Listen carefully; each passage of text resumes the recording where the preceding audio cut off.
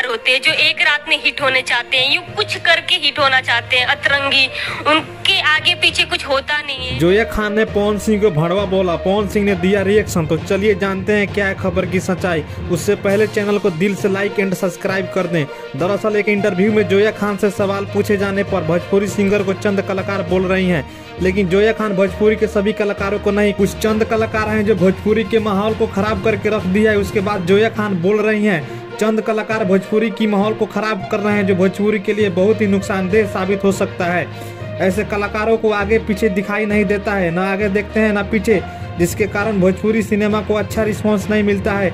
और साथ ही साथ ये भी बोलती हैं कि ऐसे चंद कलाकारों पर कार्रवाई होनी चाहिए। ऐसे आप लोग इस चंद कलाकारों के प्रति क्या कार्रवाई होनी चाहिए कमेंट करके जरूर बताएं। वैसे देखा जाए तो जोया खान पवन सिंह को सपोर्ट करती है, साथ ही साथ खेसारी लाल यादव को भी सपोर्ट करती है और भोजपुरी के सभी छोटे बड़े कलाकारों को सपोर्ट करती है।